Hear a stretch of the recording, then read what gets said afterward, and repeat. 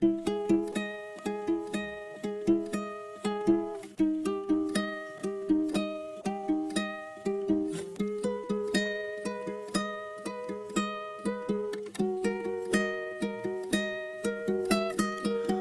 this week's episode of The Smoke Break, we talk with therapist and comedian Zoe Schwartz about active listening and gaslighting. Episodes drop on Spotify every Sunday after they air and Wednesdays on YouTube. Welcome to The Smoke Break. We are here every Sunday from 9 to 10 a.m. on Shady Pines Radio, Pretty Dope Experience Radio, and maybe a few other places if you're lucky. Maybe. Yep, maybe. Every week, we like to operate by the motto that, I don't know everything, but I think I can learn something from everyone. And that person that I'm learning from this week is therapist and comedian Zoe Schwartz. Welcome to the show. Yeah. Hi. Yeah. Happy to be here. Happy to have you. I'm your host, your old pal Zane, here with Malik Rayshawn. What's poppin'? And Amanda Lindeel. Hi, friends. All right. Well, let's get it poppin'. Excellent. We took a little bit of a break, and it was a necessary break, but Smoke break, if you will. But I'm excited to be back. I think we're going to start this off with our first topic, which is the one that Zoe knows what I'm talking about. We're going to go with gaslighting because I can't remember. Yeah. You're just like, what topic? Let's start off with gaslighting. It's definitely something that I really struggle with dealing with. Because I was diagnosed with paranoid delusions. So it makes it hard to kind of differentiate what reality is. So dealing with it is something that's making that differentiation between, I think we were talking about it a little bit earlier, whether or not it's my trauma that is actually I'm responding to, or whether or not it's the actual, the act of gaslighting. It's really hard to differentiate. So what is the textbook definition of gaslighting, Zoe? I think it's like, I don't know if this is the textbook the definition, Merriam-Webster's dictionary. Yeah. So I think like my best understanding of gaslighting is just that it's like people communicating with you in a way that makes you question your own experiences of reality and like your own truth by like, confusing you and like, just basically making you. So it's kind of like a confusion tactic. Yeah, I think so. Okay. So if someone's being gaslit, like let's say you're mid gaslight, how do you kind of see through the illusion? Like how do you advocate for yourself in the midst of that? I think like, well, one, like determining what reality is first, right? Because depending on like how long you've been in the situation with the person, it can really like mess with your sense of reality. But I think like, stating what your reality is and not letting the person like change the narrative and sticking true to what you know and not letting them like twist your thoughts and your words, because that happens to a lot of like word twisting and like reflecting back like different than what you said, and then you start to question yourself. So I think just restating your truth repeatedly. Okay. Amanda, what's been useful for you, like if you felt like you're in a situation where like you're not being acknowledged and validated and almost invalidated?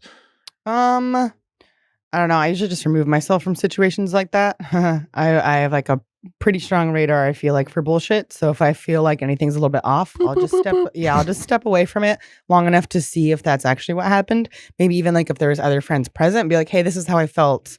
And see if they're like, oh yeah, that was weird. Or they're like, oh, I didn't pick up on that. It doesn't necessarily mean that that's not like accurate or that's not true that I felt that way, but they could see it from a different point of view. For sure. But I still go with my gut. And if someone's like, oh, I don't think anyone's being mean to you, I think it was totally fine. I'm like, well, that person made me feel like shit. So either I have something internally I need to work on, or that person was fucking with me. Either way, I'm going to remove myself from that person because that interaction was not pleasant. Absolutely.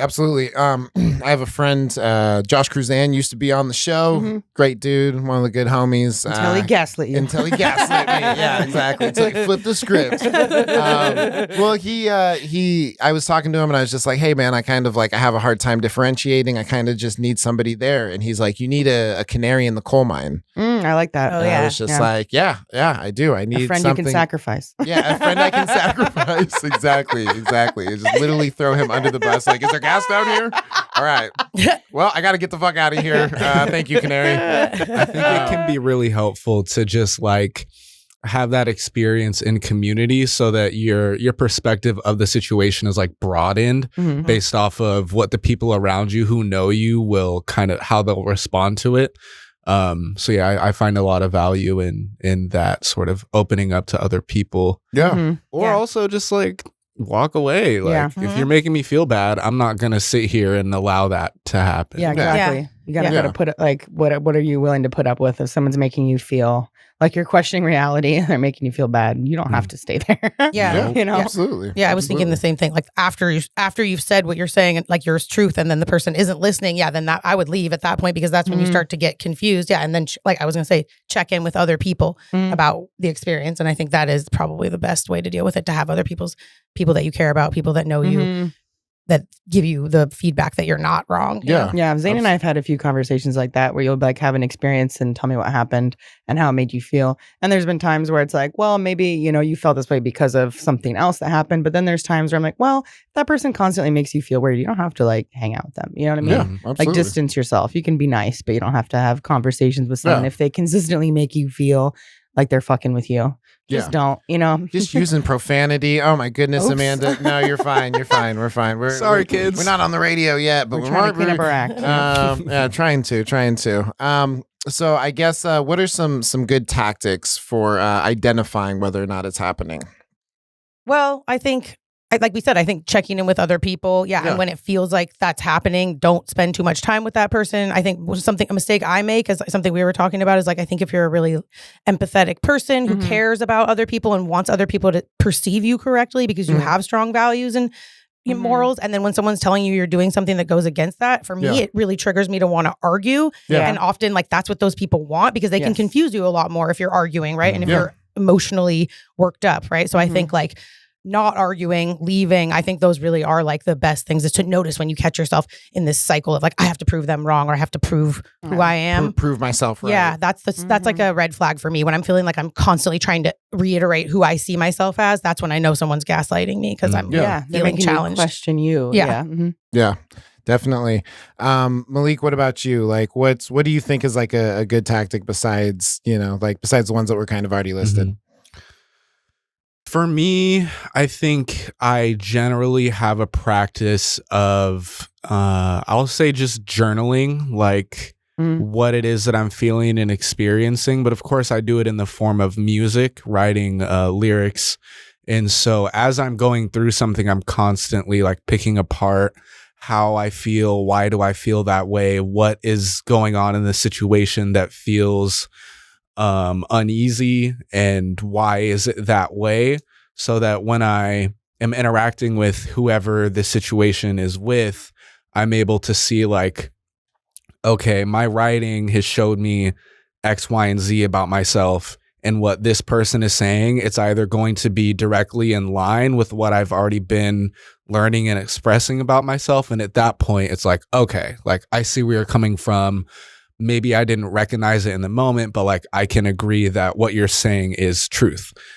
But oftentimes what I'm hearing from other people is so far away from what I've discovered and expressed about myself that it's like, okay, this isn't something that is coming from a place of like, oh, this happened in reality and I need you to be accountable for it. It's more like, I'm upset at you, so I'm going to say things about you to you that will make you question like if you're a good person. And I think a thing that I find myself asking is what this person saying to me coming from a space of they want me to be aware of my actions, or are they just coming at me with like negative energy, which is really kind of like, it's kind of cringy to frame it like that, I think. But the reality is, if someone is coming from love, they're going to try to build you up. They're going to help you recognize what you aren't able to see. Sure. And if they are coming from fear, coming from hate, then they're going to gaslight you into thinking that you're a bad person because they didn't like what you did that one time. Or, yeah. What do you think is like the most dangerous part of this? Just like, I mean, obviously I think that, you can say that like the questioning reality, I think that that's like one of the most difficult things, is because it's like, who can really say what we see through our eyes? It's already like pretty debatable. They're like, physics is fucking weird and you can manifest stuff. And I'm just like, so it's already like a difficult thing. What do you think are some other problems with this kind of tactic? well, I don't know if I was thinking I don't know if this answers this, but when you were speaking, I was thinking about that, like almost on like the defense end, like a way to avoid being gaslit and a way to be stronger and more resilient against gaslighting is to know yourself better. And like the way you were talking about writing or whatever you do to like explore your inner self, I think that is a really strong point. Like knowing who you are and what your values are because you're exploring that regularly will make you more resilient to or more resistant to gaslighting. People won't be able to tell you who you are if you already know who you are. Exactly. It's the doubt in who you are that makes you so malleable. Yeah, like that spoke to me in a moment because I feel like because I'm very sensitive, I can be victim to it, and I have, and I think that spoke to me when you said that. Like, it's more about learning, being really in touch with who you are, and then it's not, you don't have to prove it to anybody. You can know when to step away and not need to explain yourself to that person anymore. Yeah. Absolutely. And if you're having that constant practice of expressing who you are and understanding who you are, you will know when something like not when something that's not healthy is coming up. Like, you'll be aware of that. So if Zane was to be like, hey, Malik, the way you are blowing your vape in my face is making me upset, I'd be like, you know what? I actually wrote about that last week. Like, I'm sorry. Like, I know that's something that I have going on. Yeah. And you can take it better too. Like the parts of myself that I know I want to work on, like when someone that I love gives me a bit of feedback about it. Yeah. I'm like able to be like, yeah, you're right. That is something I'm trying to work on. It doesn't hurt as much. And it just feels like they see me and I see myself too. Yeah. Like, I like that. Somebody in the chat says, recognize when someone's gaslighting you and shut it down immediately. That's what I do. I feel like I have a really hard time addressing things, especially when they happen, because I'm a coward. You addressed that comment pretty good. If that person is like actively trying to make you doubt yourself and you call them out, there's the potential for them to like push you even further away from reality by trying to tell you that's not happening. So it's like an onion of trauma. Yeah. There's layers. The old trauma onion. Sponsored by Shrek. Hey now. You're an all-star. But I definitely, I think, shutting things down and just addressing them when they happen is it's super important. Just because it's like I have this tendency of like something bothers me and then I don't say anything, and it's like if the situation is happening and you not addressing it, you're almost creating a space where it's like that narrative is allowed to exist because you're not doing anything to combat it either. Yeah. By not saying like, by not being, hey, is this weird? Like you're allowing it to be weird. Yeah. And I feel like that's in my situation, at least. I feel like there's been more times recently, because there's been some times, with like even close friends, like super close friends, where I'm just like, hey, are you guys being weird? Are things weird? And it's like I stopped doing that because I had people who I lived with that I'd be like, hey, they were making comments just like, oh,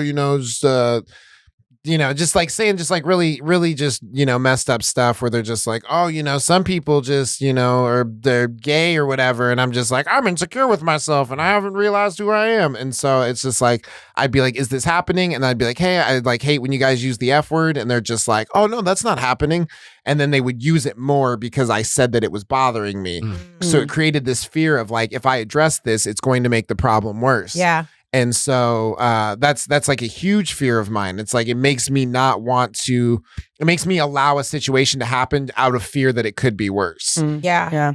No, I can relate to that for sure. And with dangerous people, I think that's something to be aware of too. It's like they might try and make it worse just to mess with you more. So I don't know. That's why I like walking away from a situation. Yeah. And then like if you feel really comfortable and confident, to leave entirely. Or if you're like living with that person or stuck with them, you can address it when you're ready. But I don't know. Sometimes like just going back and like being with yourself and feeling safe is better than trying to confront someone who is like already messing with you, because that can make it worse. And addressing those things are really vulnerable too. Like you're kind of opening up your heart in a way they can either hold it or they can like stab it, stab it, slice it, choke it out. Boil it, mash it, stick it in a stew. Yeah, you're admitting that you're doubting yourself on like a deep level. Yeah, and if the person is not safe, like that's a big vulnerability to give them. That, you're like, so it's working? And you're like, that's not what I wanted. That is not what I wanted. Yeah, no, totally. Definitely. All right, cool. Well, we're going to take a real quick commercial break and we will be right back with the smoke break. We are here every Sunday from 9 to 10 a.m. on Shady Pines Radio, as well as Pretty Dope Experience Radio.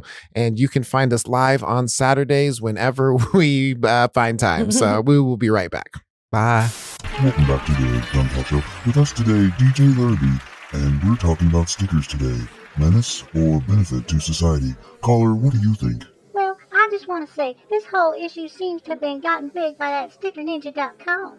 They just made it too easy for people to get cheap slaps. It's just so easy, you know. I'm just afraid for our children. Yeah, that sounds right. Yeah. DJ Larrabee, you've been promoting this StickerNinja.com for some time now. Any rebuttal to that? It's true. StickerNinja.com has made it amazingly simple to get cheap, high-quality water and UV-resistant stickers.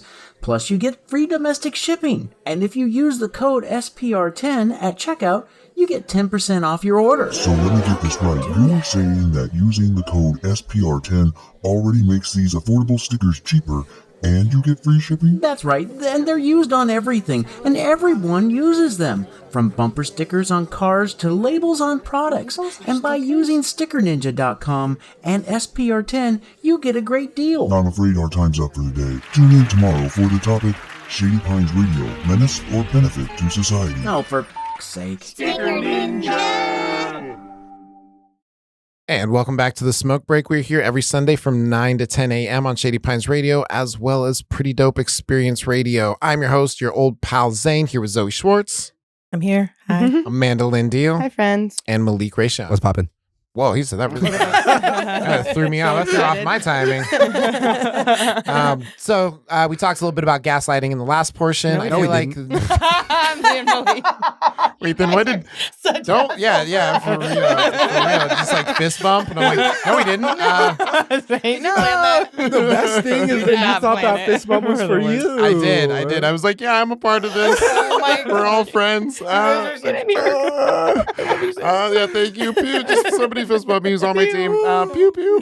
So I feel like the next step is communicating effectively. So with people who aren't gaslighting you, it is important to be able to listen to them properly. It's also important to speak to them properly. And both of those things are two things that were never taught in school. Not a single time. Not a single time. We just get in trouble for not doing it. Yeah, exactly. Honestly, and I feel like that's honestly that's really what it is that like you don't find out what not to say until you've already said it. And they're like, don't say that word. And you're like, could you have given me a list of words not to say? And then I would have Watch George Carlin. Yeah, exactly. Yeah. If they would have just showed me George Carlin when I was in kindergarten, I would have grown up much better. So effective communication is something that's extremely important to me, and it's something I want to get better at. And if I want to continue to do this show, I need to know how to properly listen to people as well as speak to them. So what would be your tip, the top tip for listening? Top tip for listening. Top tip. I think something that I was thinking about earlier and that I mentioned earlier when I was chatting with you is like the idea of, well, they always say like being an active listener and like reflections are really important. But What's a reflection? So a reflection is like giving somebody a little bit of like either you're just repeating what they said, which would be like a simple reflection. But the idea, I think, to let someone know that you're really like hearing them is to reflect back like the meaning or like the values behind what they're talking about. And those are ways to like, one, help people go deeper, and then two, like feel heard. But sure. Yeah. So it's kind of exploring themselves. And then, I think what was the other thing that I was going to say? I don't remember. Okay. Yeah. So, so when you're addressing basically like what people have said and just kind of reflecting it back to them, you're kind of just taking small bits of what they said. And something that a tip that I had learned was saying it sounds like, because it doesn't really put, you're not defining what they said. Like it was like, you said this. It's like, it sounds like what you're saying is, and then you kind of insert what they're saying because it gives them an opportunity, because people don't want to tell you things, but they love to correct you. Yeah, totally. Yeah. You can use like but I think that's a technique. Yeah. You can say like, if I understood you correctly, or like what I'm hearing, I hear a lot of social workers say, what I'm hearing you say is, and often it's really cool because when people do that, you learn something about yourself too, because if people are good listeners, they'll reflect something back to you that like helps you go deeper on what you were saying, or highlight something you were saying that you didn't necessarily realize you were saying about yourself. So Okay. I think that's cool. What about your top tip for kind of communicating and getting your point heard or across? I think, what is my top tip for that one? I don't know, really. I think just, like we said, really like knowing what you're what you believe and what you feel before you communicate, right? Because like if we're communicating, we're unsure. Sometimes that can be confusing. But I don't know. I don't know if I have an answer for that one. I got to think on it. No.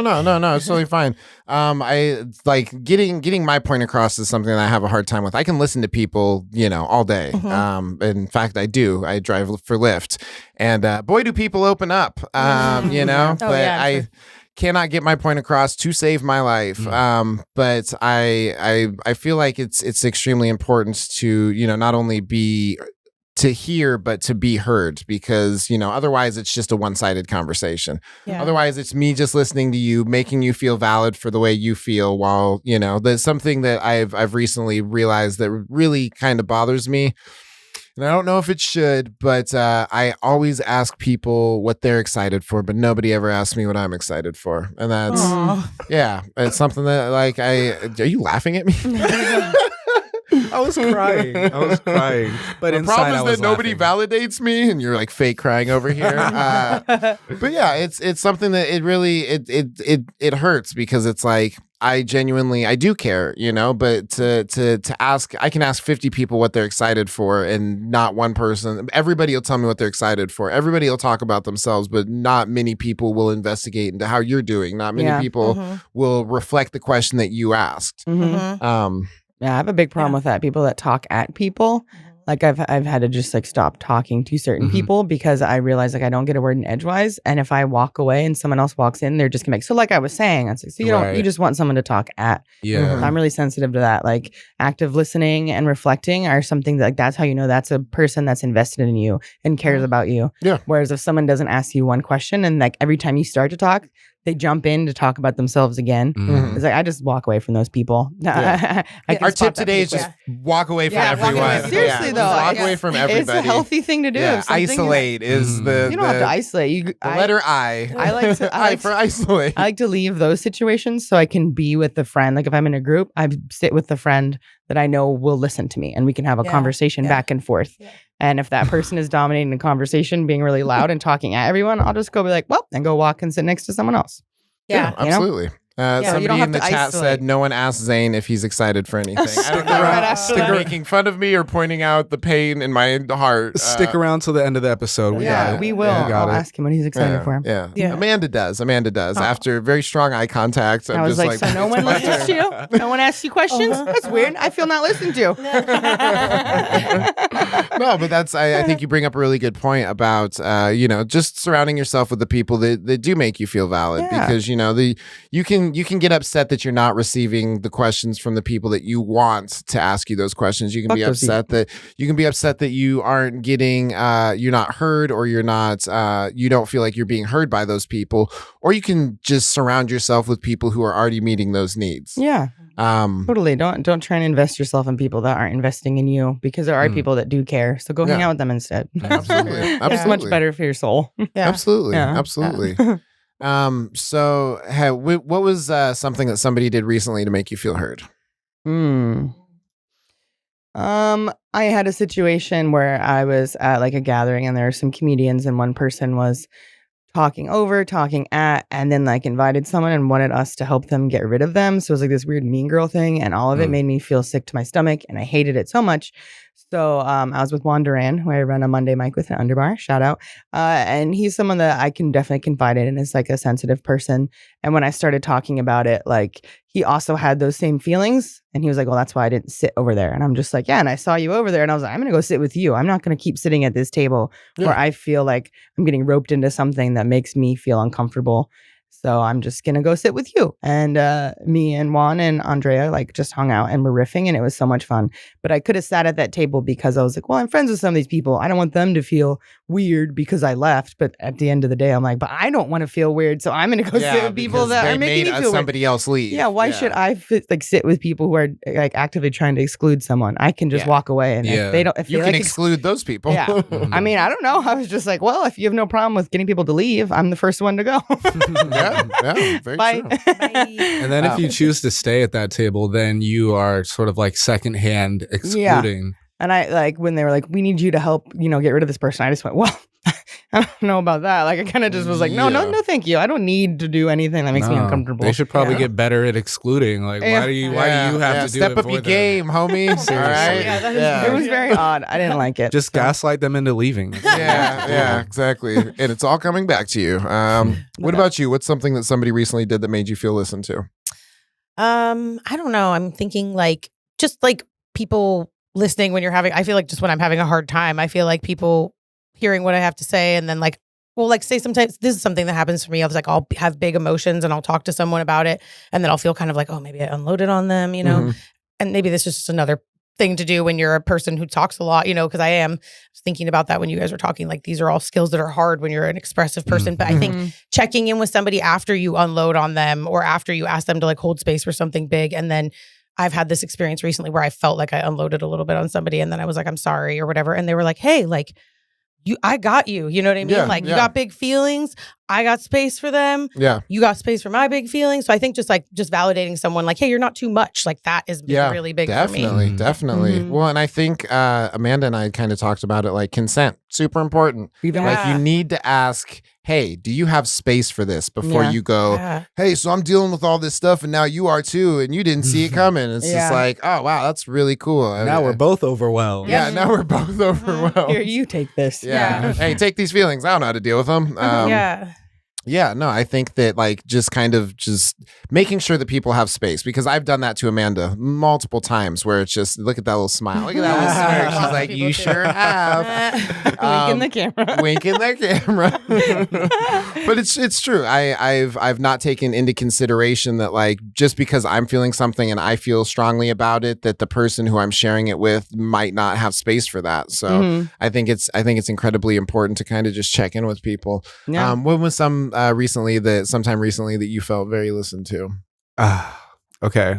So I've been in this new partnership for a little bit now. Yeah. And he's a cop. You're the good cop or the bad cop? Gotcha. And this person has a very fantastic way of allowing for me to express what I need to express and to not, so like a lot of times when we have a buildup of like emotions and things happening, once we start to unload them, I think there's a certain way that we perceive ourselves in those things. And for me, oftentimes it's like a lot less positive.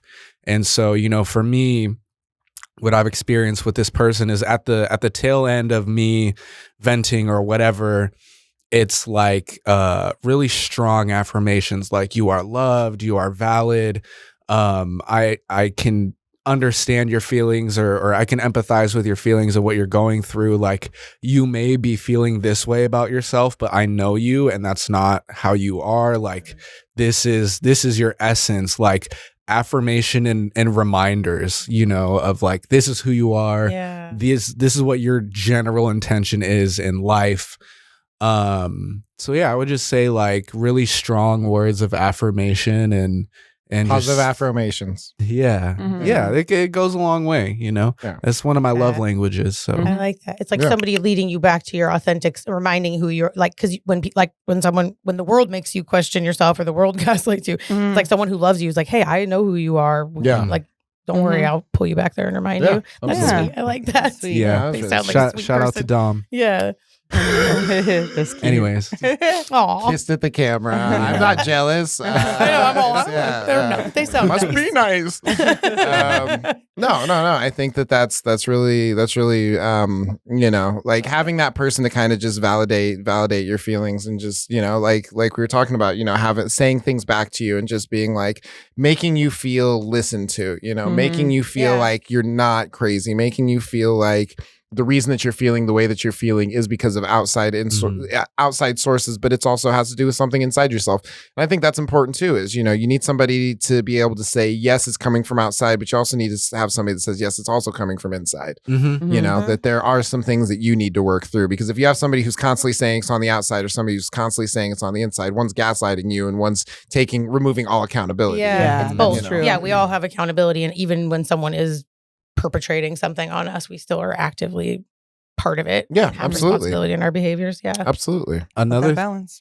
Yeah, another thing I would add to that also, and this doesn't necessarily fall on the person that you're talking to, But if somebody hurt you, you're like really upset, and then you go to someone who you love, who cares about you, and you tell them what happened, it's really validating for them to share some sense of frustration. I mean, obviously, like, you don't need to be more upset than I am at what happened to me, but it's really validating when I'm pissed off and you recognize what happened and you're like, oh, I don't like that either. Yeah. And it's not to say like I'm mad, so we're mad, but like it does speak a lot to a connection with someone when they share some of those emotions with you, just based off of like hearing what your experience with it is. Absolutely. Yeah, No, I think that's really good. All right, cool. We're going to take a real quick commercial break. We are here on Shady Pines Radio every Sunday from 9 to 10 a.m. as well as Pretty Dope Experience Radio.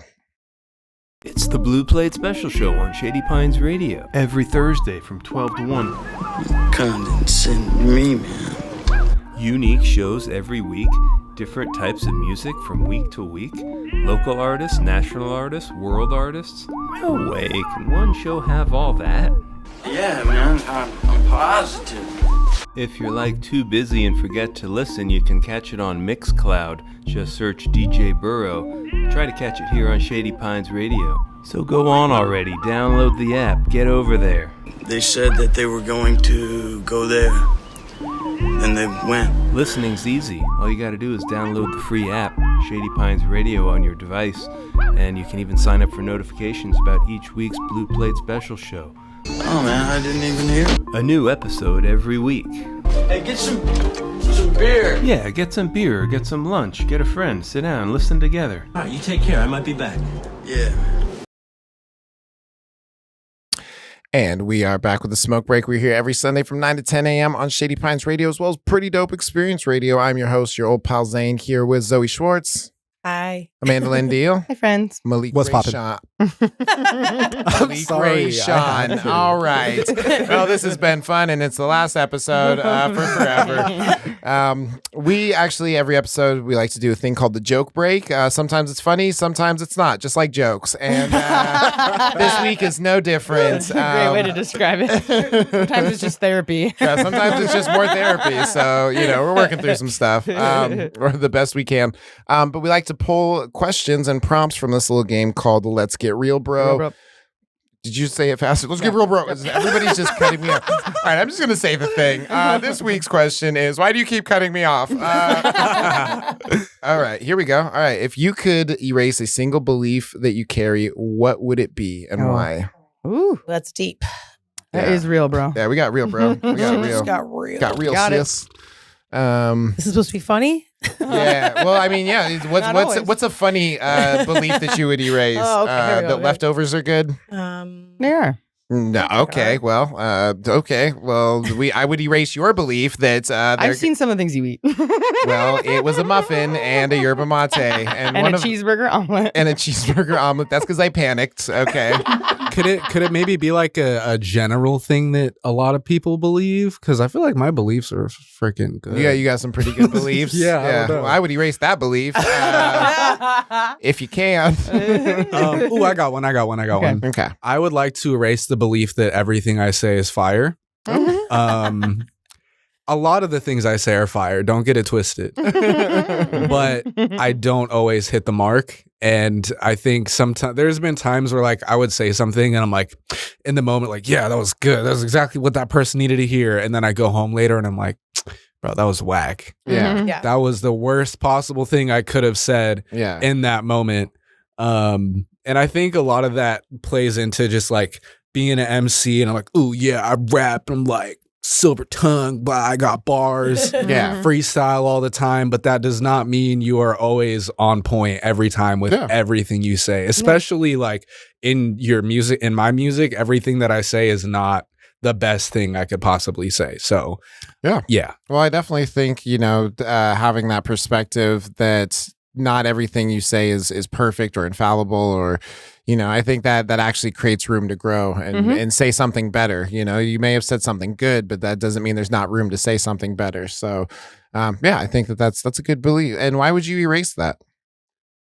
Because I want more room to grow. I don't want to feel like I'm so arrogant that I don't have to change. I'm not trying to be Wiz Khalifa. I don't. But you pride. are a Leo. Ooh. And I don't believe in Aren't that you stuff, Aries? but Leo every Leo I rising? have met has been Aren't very you an Aries, Leo-like. Leo rising? I'm an Aries sun, You a Leo fireball. rising, and either Virgo or Aquarius moon. Okay, and well, this is weird, and I don't understand. I would Listen. erase zodiac signs if I could erase any belief. Yeah, all you need to Capricorn. know is I'm a fiery mamma jamma. I'm a fiery mamma jamma. You heard it here first, folks. You heard it here first, folks. Amanda Lindeal, if you could Okay. erase a single belief that you carry, what would it be? I don't know. I feel like a lot of 30s is just unlearning unlearning a lot of toxic beliefs that you kind of got from insecurities and being younger and trying to please people. So I don't know if there's like any one thing. I guess just like self-doubt. I don't know, Okay. because I feel like I do. Like I said, I have a pretty strong intuition. The more I trust my gut, the better things are. The more I go with the flow and I'm in the present, the more things are like abundant and fun. And whenever I try and overplan or doubt or criticize, not to say there's not room for me to grow. I don't want to be like, I'm always correct. I need to stop pretending I'm not. But because there's always room to grow. But I just think about like before the world kind of made me not believe in myself, I was a lot happier. So I'm trying to like get back to that. So just trusting my intuition and believing in myself and being in the present and having fun. That's what I want. So you would like to erase self-doubt? Yeah. Okay. Yeah. Because why doubt something? You either try and it works, or you do and it doesn't, or maybe it doesn't work and you still want to keep trying, and that's okay. But to just like doubt if you're good enough, if To you not should, give yourself if a you're chance allowed, because- if you're worthy, like all of that stuff is disgusting, and it really fucks with, really beeps with your your mental health and just how you perceive yourself and how you perceive other people. And we mentioned before about like when people, like Zoe mentioned, if you have certain like qualities about yourself and someone makes you doubt it, like back to zodiac shit I was talking about. We're getting there. We're getting there. But I was talking about how I'm a very sensitive and like empathic person. And then it was like on the internet and some random chick was just like, well, you're a Sagittarius, so you're probably a narcissist. And I was like, I'm sorry, what? Yeah. Well, And I was like, you'd never met me before. And, well, it's in the stars. I'm like, well, your stars say you're a C word. But like that hurt so bad because I'm like, I'm so sensitive to that stuff. Yeah. I doubt myself. I uplift my friends. I could use a little more narcissism, to be honest. Yeah, So for someone to honestly. be like, you're an awful person and you only love yourself. And I'm like, that's not true. Yeah, for real. Yeah. I'm like, girl. That's like the worst thing that you could say to someone who's empathetic is that they're a narcissist. Because then you're like, I was thinking the oh same no, how can I Yeah. make them feel better about me being a narcissist? Yeah. Yeah. Well, and it's our empaths are very sensitive to narcissistic people, especially if you have been like raised by one or around one. Mhm. Those are people I walk away from. So for someone to say like, well, that's you, it's like, Well, can't How do walk I away walk from away? myself. yeah, I can't walk away from myself. Exactly.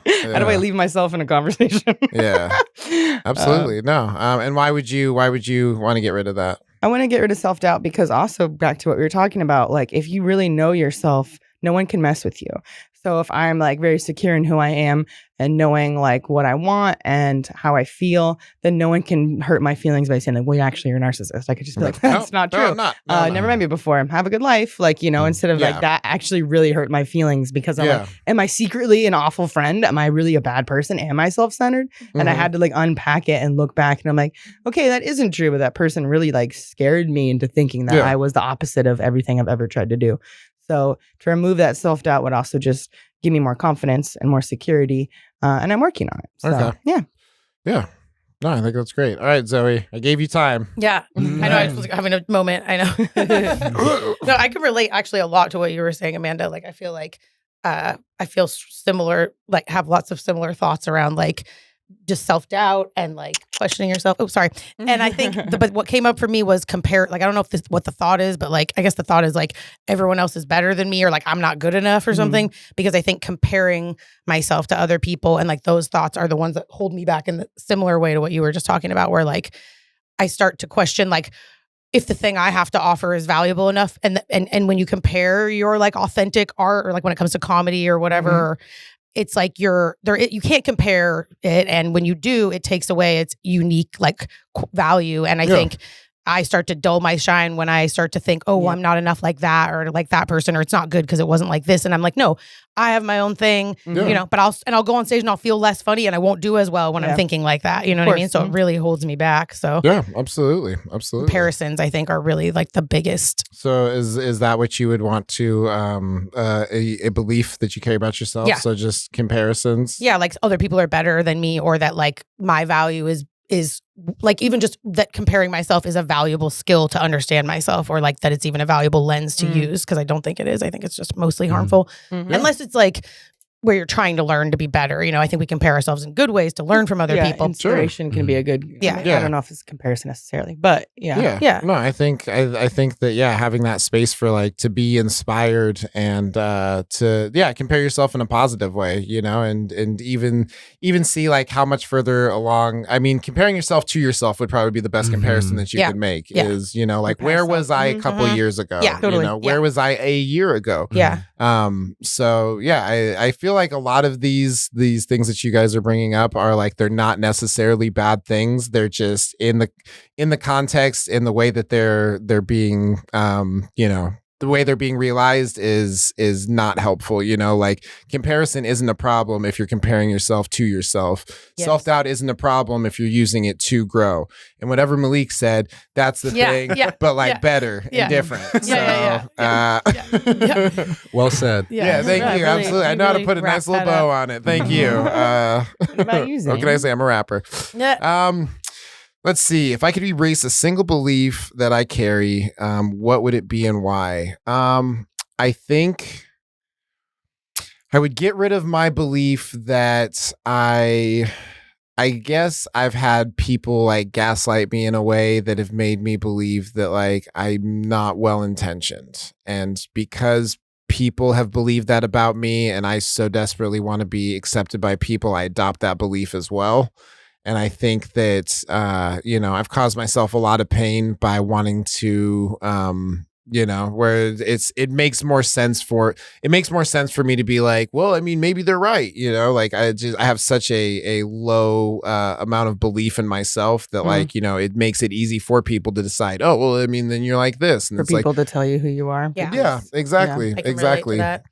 So, you know, I guess, you know, just a stronger belief in self, I guess, would probably be the thing that I'd really want to change, is just that, you know, like it's easy to believe that you're not a good person, just in general. Like you can do everything right and be like, only somebody who's doing something wrong would do everything right. You know what I mean? Like you can literally pick it apart for forever. And I think, you know, just having a strong belief in self, you know, and even taking time to form that, you know, I feel like such a problem with like entertainment is that like we go into it as broken people and we continue doing it as broken people, and we never really take time to, you know, heal the wounds that created the performer that we are. Like, yeah, you wrote a cool song about being an alcoholic, but have you taken any time to not drink? You know, like, yeah, you wrote a really good joke about, you know, dealing with mental health, but are you dealing with it? I think that, you know, in my case, definitely that, you know, taking time to kind of reaffirm who I am, so that way, because something, you know, that I've realized too is that like if you're the worst, people don't like you, and if you're the best, People don't like you. So either way, like you need to form a belief about yourself that is, you know, accurate to who you are and not so easily malleable by other people's perceptions. Yeah. Just like knowing yourself, so you have that kind of full circle what we've been talking about this Yeah, whole I was going time. to say, I feel like this has been like a theme of like being more in touch with who you are, exploring who you are. So no one can mess with you. Yeah, it's like it's like the fortress, or creating a strong sense of self is like, yeah. And it's hard not to think harshly of ourselves because we really are trained to be our worst critic and to be constantly looking at ways that we could be better. But I think left to its own device, then we end up being in a situation where we are just kind of messing ourselves up, just kind of like not being kind to ourselves. And so I think, you know, any moment that we get the opportunity to really like sit down and be like, this is who I am, like from from us to ourselves, this is who I am, this is what I'm about. No one can tell you who you are when you know exactly who you are and why you are that. Yeah, absolutely. And if I were to answer the question why would I do that? I think the reason I would do that, I would erase that belief, is that, and I don't mean this to be cocky, and anybody who knows me knows that I am not cocky. It's because I think that, and I think this only because people have told me this, like I've got a lot to offer, but if I don't start viewing myself in a positive light, like it'll never reach the light of day. And if you don't start, I don't know, just trying to take better care of yourself, then you really can't, deliver that message you want to deliver to the world. So, does a crappy bow, but that doesn't mean it's not a good present inside. And I just shit talk myself and use profanity. So I want you to know that I am trying genuinely. And we are going to take a real quick commercial break and be right back with the smoke break. We are here every Sunday from 9 to 10 a.m. Cheers to you, my friends. You're listening to Shady Pines Radio. My name is Nate. And each Friday at 9 a.m., I bring you burnt coffee. All things Northwest and touring acts. Only on Shady Pines Radio. Thanks for tuning in.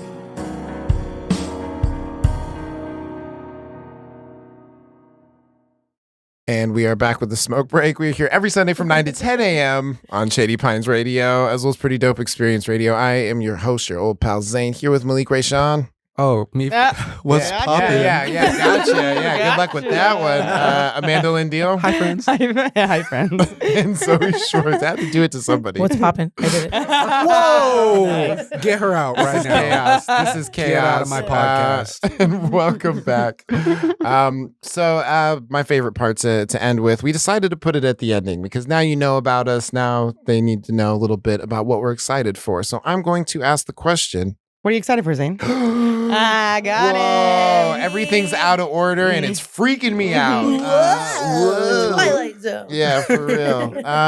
Let's see. I'm excited for the smoke break to be back, and I'm excited to have taken a break.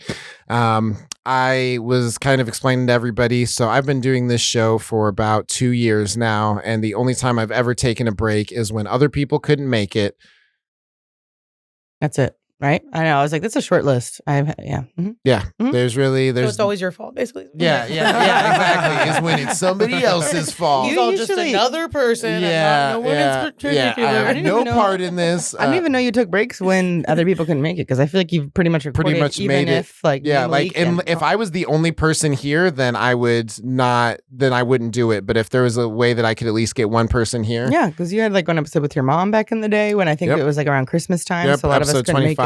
There you go. Yep. So when people haven't been able to make it, so I really haven't taken. I don't think you actually have. I breaks. Think that list is shorter than what you said. Yeah, exactly. And it was only one thing on the list, so it's shorter than that. I don't know if that's a list, you guys. Yeah. It's just a thing. Yeah. Listen, I checked it twice, so I'm pretty sure. All right, Santa. But yeah, I really just haven't taken any breaks from this show, and it doesn't make any sense to have a mental health podcast and then to be neglecting your mental health to create it. Yeah. But that's the kind of irony I'm into. And so that's your kink. That's if I had one addiction, this is my strange addiction, is torturing myself with things I love. That's hot. Weirdo. But so I guess I'm glad to have taken a break. And I'm definitely excited just kind of going forward and making sure that there's enough space in between, me and the things that I enjoy, so that way I can continue to enjoy them, not show up with the same amount of energy. Actually, this happened, and I do want to bring this up. I saw my video for Portland's Funniest, and I got that back, and boy, was it a wake-up call. Depressed the living poop out of me. What? Yeah. It's not because of the content. It was literally like I looked at myself and I was so exhausted and just like beaten down that like I could see it on my can face see yourself. the second that I walked out on stage. I'm just like, I look like I don't want to be there. Well, that's what I was telling you too, because I was like, I can't wait for you to watch your clip, because that first part, I could tell that you were anxious, depressed, like you thought about dropping out a few times. Yeah. But towards the end, you would kind of like repeat like punchlines or like little thoughts, and the audience was on it. And then I saw you. So the first half, I was like, oh, I hope Zane, you know. I hope he's okay. But then at the second half, I was like, there he is, and you were killing it. So I would like to give you that perspective. Yeah, and as I watched it more, it felt better, but it was definitely. And the other thing is just like I was so tired, and like I look tired, and I probably look exhausted on this podcast. But I'm literally trying to get more sleep. Secret because is that's always tired. Yeah, my secret is I'm always tired. Yeah, well, it's something I've been saying. I'm like, I need to get more rest. I need to like relax more. I need to, and it's like it wasn't until I saw that video that I was like, I have to. I have to. I'm going to look like I'm 50 by the time I'm 31. You know, and I'm 30. Black's now. not supposed to crack. I was gonna say, Yeah. Splitting right down the middle. So I really want to take that time like for my health, because it wasn't until like I saw it in video form, you know, especially on something that I wanted so badly to look the way I wanted it to look and perform the way I wanted to perform. It was I wasn't able to do those things in so many ways that, you know, I just want to be pretty. I'm very vain. Very vain. Yeah. Metrosexual, bisexual, pew, pew, pew. Yeah. But I feel like that still relates back to this like self, like looking at yourself, and you know what I mean? Like that gave you an honest moment around yourself and how you were taking care of yourself. Yeah, so it's absolutely. still kind of in that Well, because everyone was telling you should rest. You were telling people you needed to rest, but like that still wasn't happening until you saw it. You got to see it in yourself. Yeah, exactly. Absolutely. Yeah. A lot of change doesn't happen until you look at yourself and you're like, that's got to happen. Yeah. It's the go to bed call. I feel like watching videos of yourself do comedy is healing in some weird way. Yeah. Like I had never watched videos of myself doing things before, and I was going through some other stuff when I first was doing it, and I had some real therapy through that process of just getting used to what the fuck I look like. Yeah, absolutely. When I'm being a weirdo too, you know, like, and I'm making people laugh. It was so weird and healing and uncomfortable. Yeah. I swore. No, you're all good. You're all good. We're doubling down. We're not on the radio yet, so we'll get there. We'll get there. Fuck it. Might as well. You go to hell for one sinner 1,000. Malik, what are you excited for? I'm excited to be going back to work, y'all. For those of you who work in schools or around schools, you know, around this time, it'd be popping off. We be doing all the trainings, all the camps, all the everything.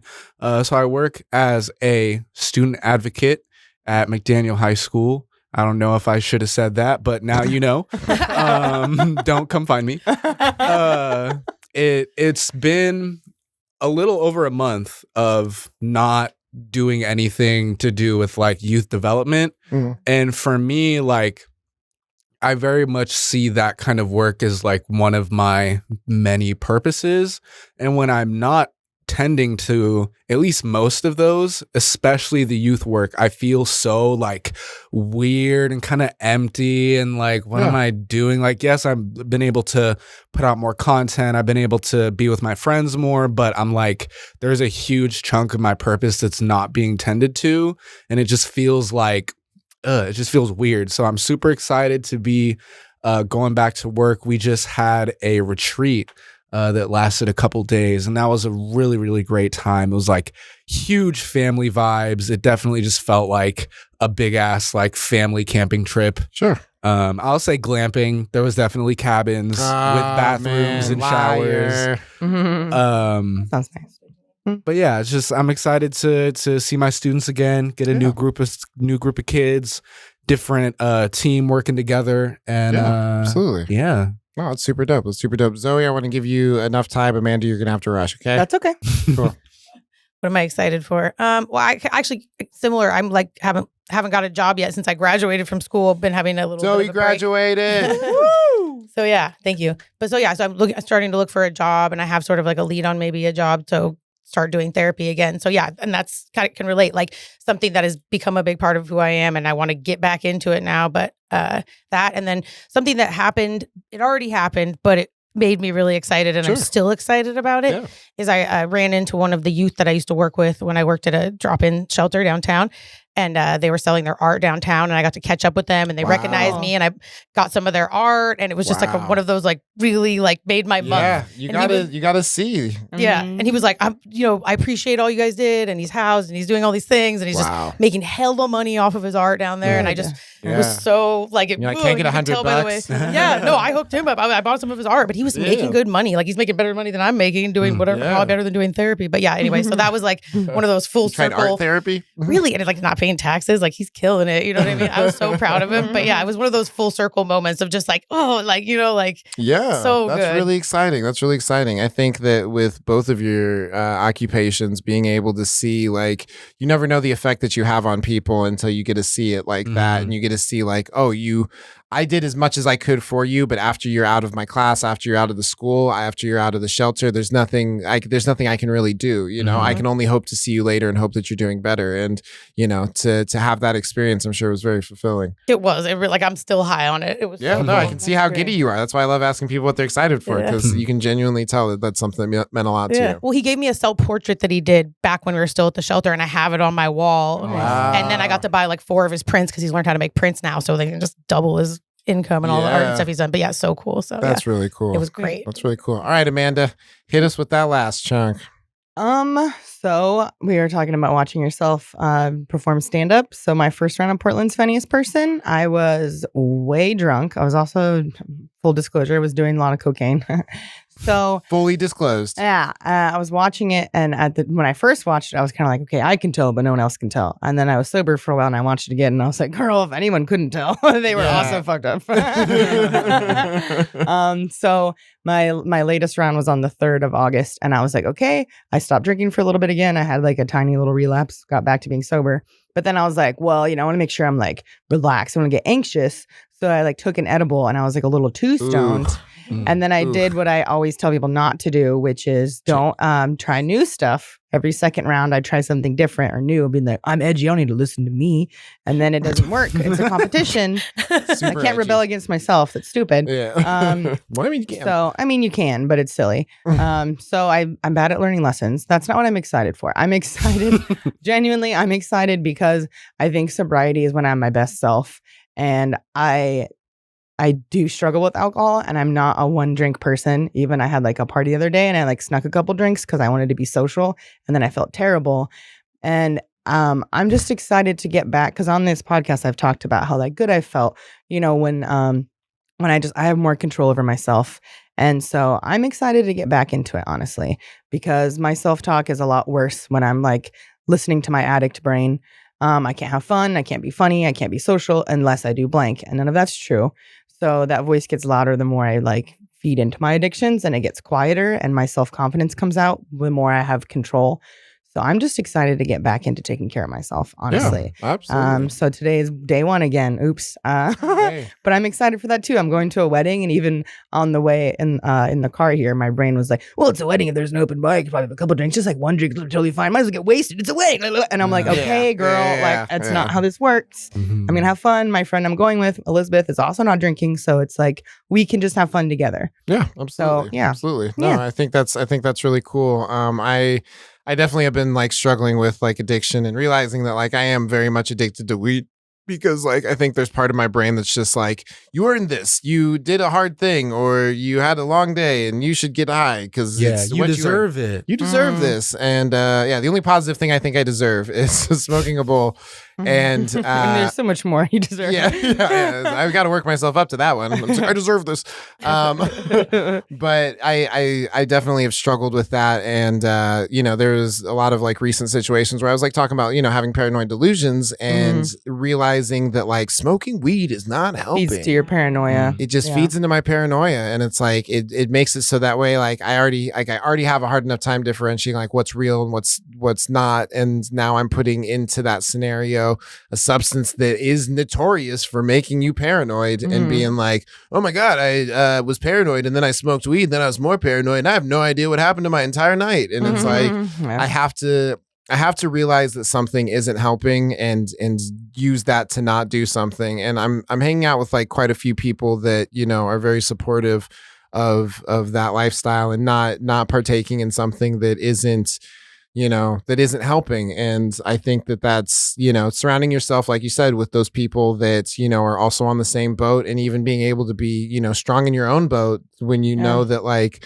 all right, everybody's going to be drinking, but that doesn't mean I have to be, like, especially drinking's a hard one because it's such a social thing. Mm-hmm. It's so hard not to be like, oh man, I think I'm better at everything right now. And it's just like, I don't know, for me, weed's such a weird thing because I'm just like, oh man, I use it to relax. And then I'm like, so tense. It's like, are you really relaxing, dude? Are you really relaxing? Is this what relaxing looks like? Is like looking over your shoulder constantly? But hey, that has been the Smoke Break. We are here every Sunday from 9 to 10 a.m. on Shady Pines Radio. It has been a pleasure having you, Zoe. Yeah, thanks for having me. Absolutely. I have been your host, your old pal Zane, here with Malik Rayshawn. Let's pop it. We're editing that out. And Amanda Lynn Veal. Bye, friends. All right, we'll see you next time, and we'll have this up by Wednesday. So thank you guys for listening on YouTube.